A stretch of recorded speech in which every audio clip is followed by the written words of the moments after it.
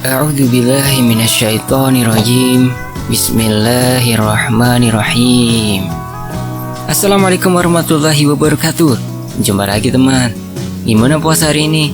Lancar kan? Oke, kita lanjut ke cerita di bagian berikutnya ya, lanjutannya kemarin. Tapi sebelum itu, kita berdoa dulu ya. Amin. Oke, kita lanjut.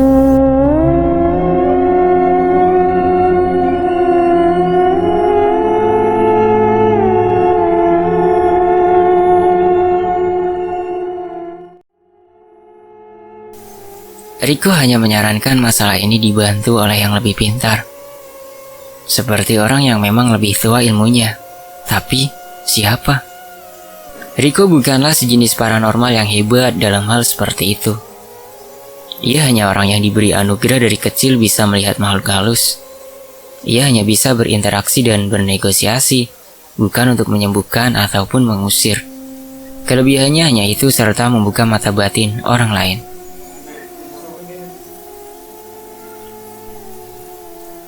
Sedangkan Tomo, ia hanya orang yang tidak kenal takut dengan hal semacam itu. Perihal melihat di demit itu hanya kebetulan atau ketidaksengajaan. Kalaupun bertemu hanya diabaikan jika tidak mengganggu. 2 hari berlalu, Tomo terpaksa menceritakan hal yang telah terjadi pada Vero. Walau bagaimanapun, ia juga berhak tahu. Vero hanya bertanya anak kecil siapa.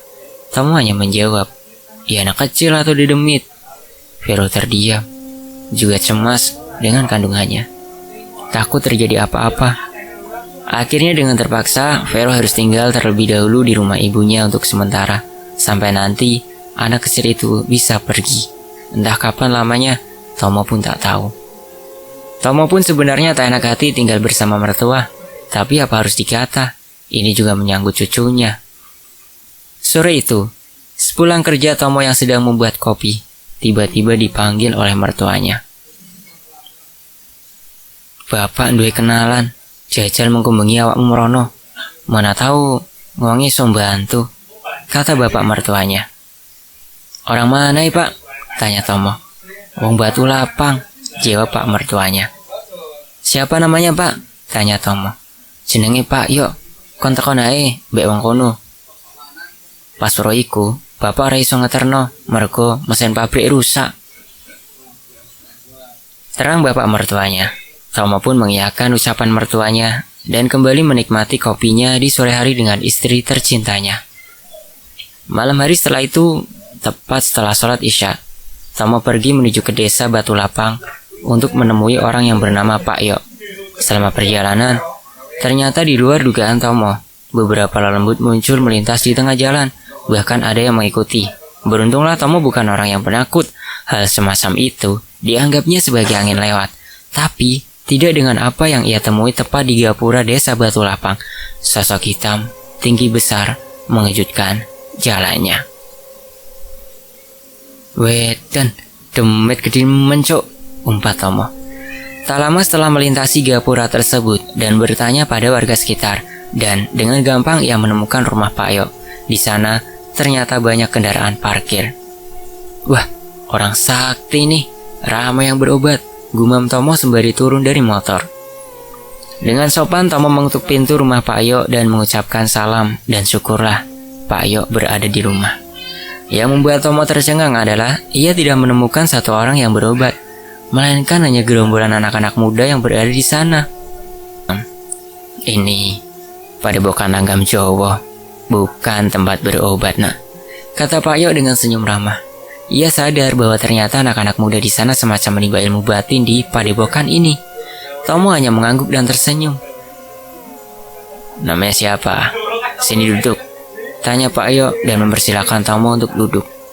"Tomo pak," kata Tomo sembari duduk bersila di sebelah Pak Yok dan dikelilingi oleh anak-anak muda yang juga berada di sana. Malam itu, Tomo menceritakan semuanya yang terjadi di rumah kontrakannya.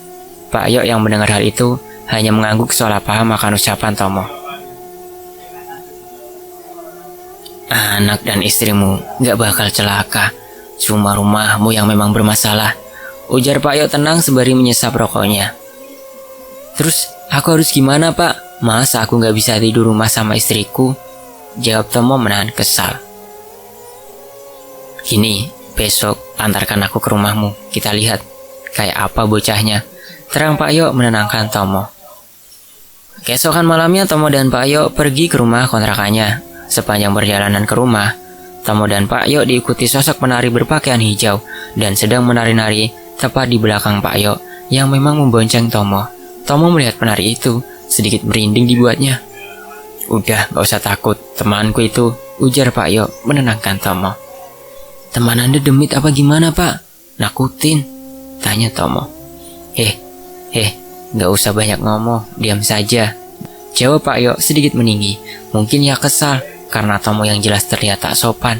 Ya walaupun itu sosok hantu atau makhluk halus, tetapi ia juga perlu dihargai. Ditambah sosok itu setia dengan Pak Yok dan tidak membahayakan. Jelas saja Pak Yok sedikit kesal dengan ucapan Tomo.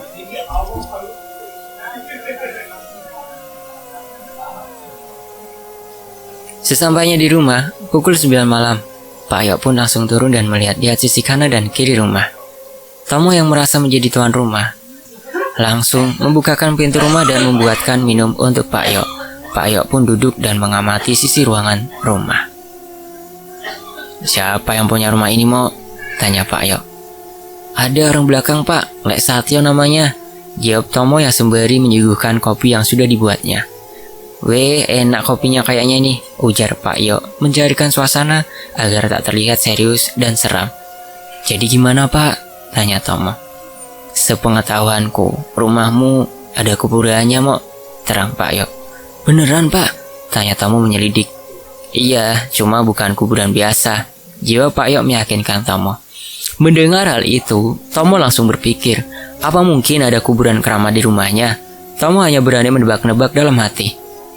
Tahu kuburan apa? Tanya Pak Yok. Tahu Pak, jawab Tomo. Apa? Tanya Pak Yok lagi. Kuburan Kluron apa Pak?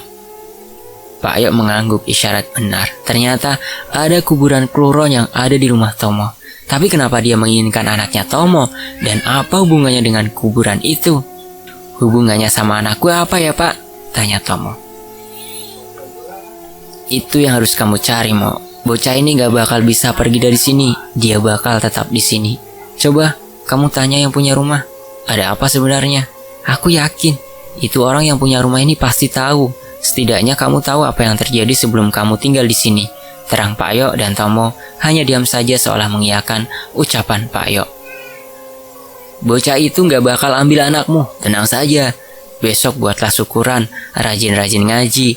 Meskipun dia gak pergi, ya setidaknya dia gak manggil teman dan mengganggu. Insya Allah, terang Pak Yok menenangkan Tomo. Baik Pak, jawab Tomo singkat. Malam itu tidak ada yang terjadi. Menurut penuturan Tomo yang diberitahu Pak Yok, bocah kecil itu tidak menampakkan diri karena takut dengan penari yang Pak Yok bawa. Dan bocah tersebut hanya sesekali mengintip dari sebalik pintu kamar, terkadang pintu dapur. Tapi Tomo bersyukur bocah kecil itu tidak menampakkan dirinya hingga ia tidak bertambah kesal. Besok aku kembali. Kau ganggu anak istriku, kumakan kepalamu, ujar Tomo diri sebelum mengunci pintunya. Ucapan itu Tomo tunjukkan untuk anak kecil yang mengganggu anak istrinya. Sedangkan Pak Yok sudah berada di tepi jalan menunggu Tomo menutup dan mengunci pintu sebelum mereka meninggalkan rumah itu.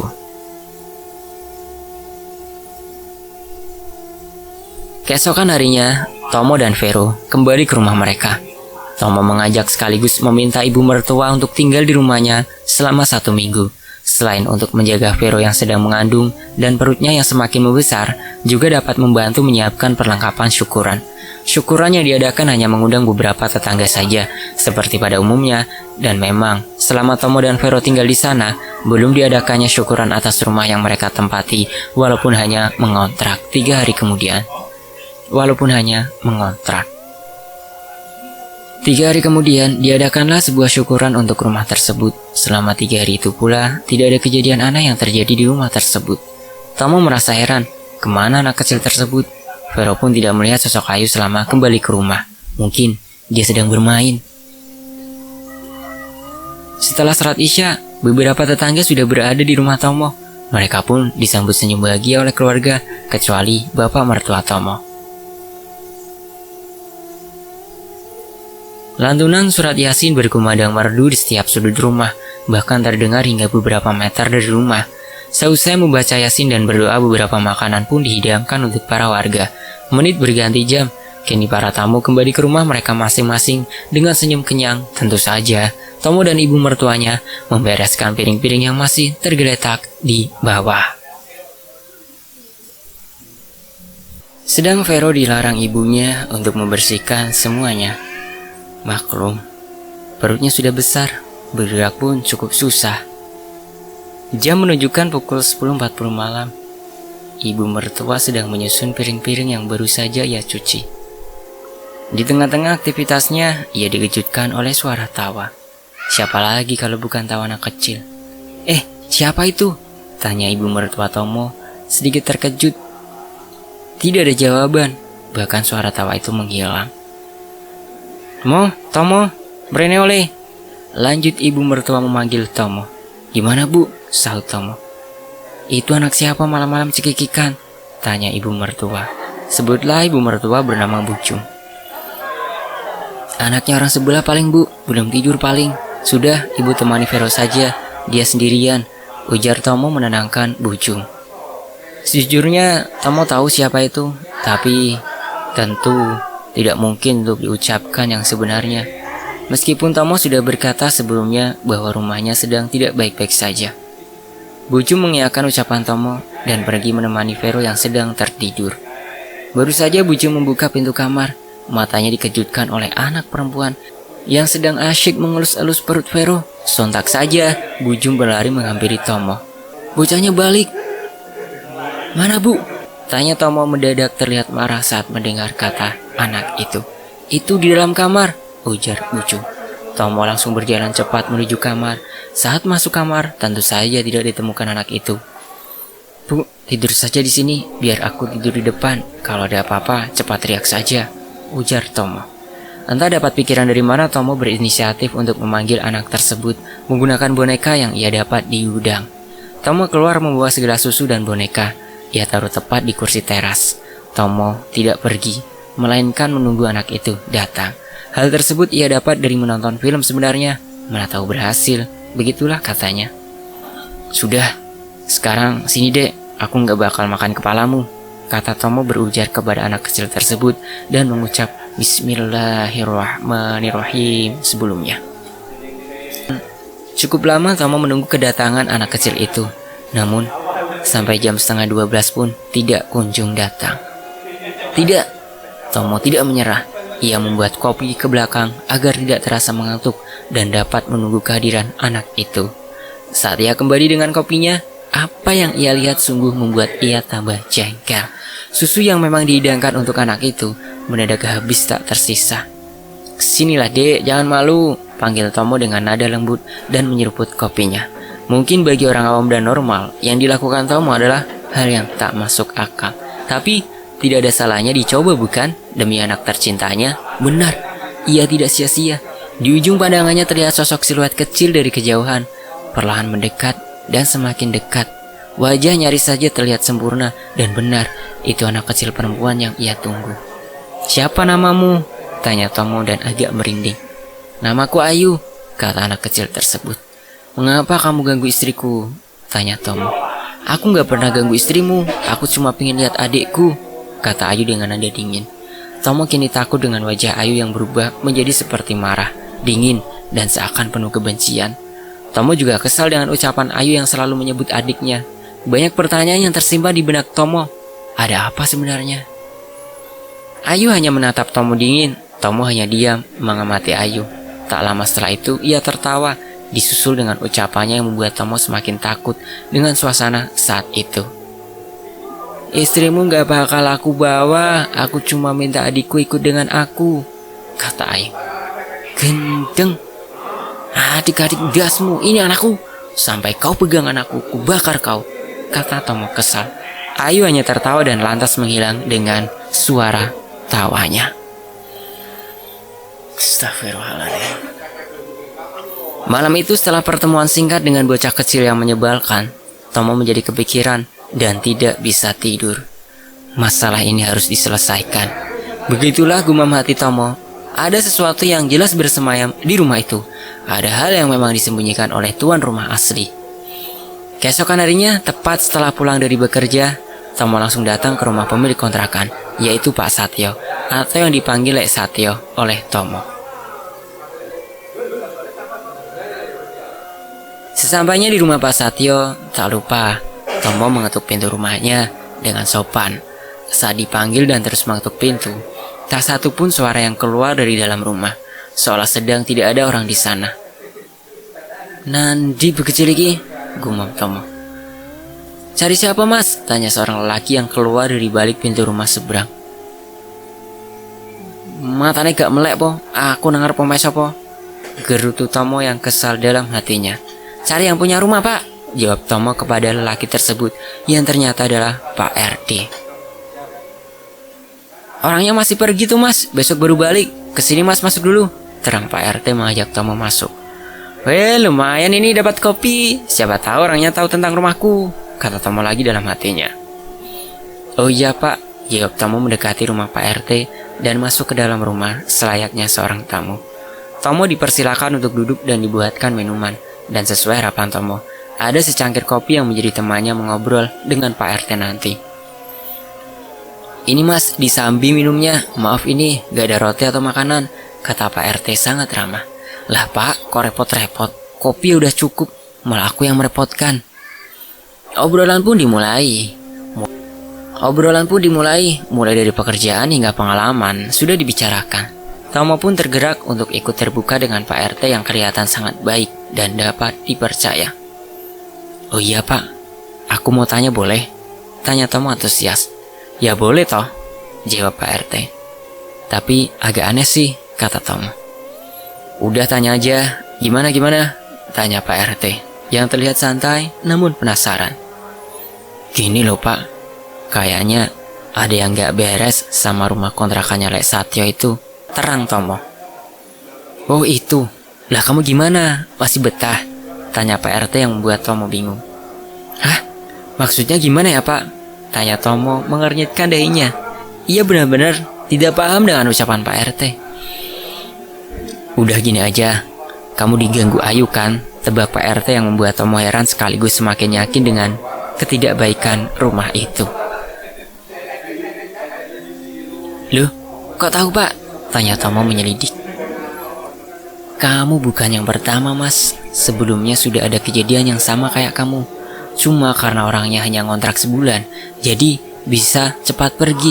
Lah, apa yang gak curiga kamu? Rumah segede itu dikontrak murah. Kalau tidak ada apa-apa, ya gak mungkin toh ya," terang Pak RT yakin dengan yang ia ucapkan. "Lah, memang ada apa Pak?" tanya Tomo penasaran.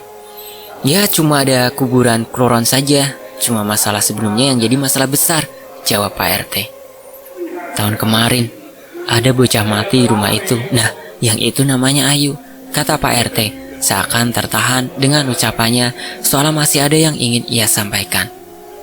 Tomo menunggu Pak RT yang tak kunjung bersuara lagi, padahal terlihat jelas dari notasi bicaranya yang menggantung dan raut wajahnya yang seakan menyimpan segudang rahasia mengenai Ayu. "Kok berhenti Pak?" tanya Tomo menyelidik. "Miris aja, bocah kecil gitu matinya agak bagus," jawab Pak RT menahan sedih. Gimana sih Pak? Kok malah membingungkan gini?" saut Tomo geram.